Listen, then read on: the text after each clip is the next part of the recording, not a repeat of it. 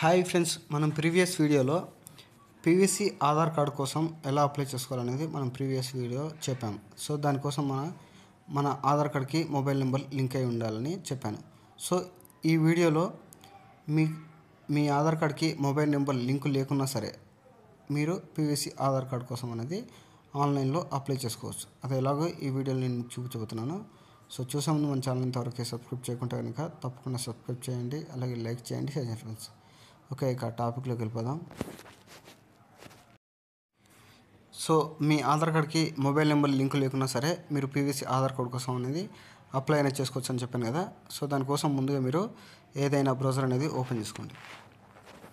So open చేసుకున్న తర్వాత Google సెర్చ్లో myAadhar.uidi.gov.in అని సెర్చ్ చేయండి.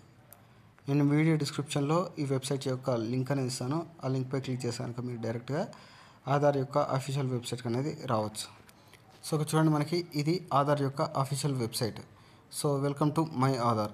సో మనం ఇంతకుముందు ఏం చేసాం, ఇక్కడ లాగిన్ అనే ఆప్షన్ కనబడుతుంది కదా, login with Aadhaar and OTP. So ఇక్కడ లాగిన్పై క్లిక్ చేసి మనం మన ఆధార్ కార్డ్కి లింక్ అయిన మొబైల్ నెంబర్కి ఒక ఓటీపీ వచ్చింది. ఆ ఓటీపీ ఎంటర్ చేసి లాగిన్ అయ్యి మన పీవీసీ ఆధార్ కార్డ్ కోసం అప్లై అనేది చేసుకున్నాం.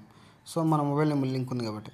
సో ఇప్పుడు లింక్ లేని వాళ్ళు ఏం చేయాలంటే, సో కిందకి స్క్రోల్ చేసుకోండి, ఆధార్ పీవీసీ కార్డు కనబడుతుంది కదా. సో ఇక్కడ క్లిక్ చేయండి.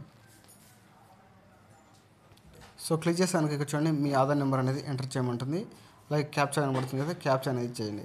ఇక్కడ కింద my mobile number is not registered కనబడుతుంది కదా, ఇక్కడ టిక్ మార్క్ అనేది ఇచ్చేసేయండి.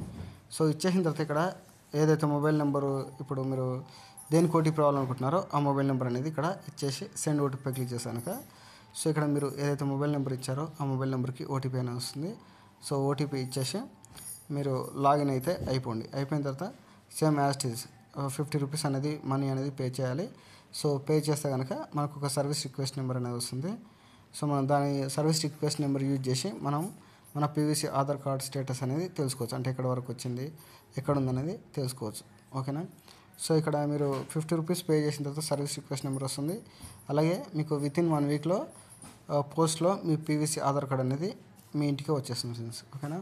సో ఈ విధంగా మీరు పీవీసీ ఆధార్ కార్డ్ అనేది మొబైల్ నెంబర్ లింక్ లేకుండా మీరు ఈ విధంగా మీరు పీవీసీ ఆధార్ కార్డ్ కోసం అనేది ఆన్లైన్లోనే అప్లై అనేది చేసుకోవచ్చు ఫ్రెండ్స్.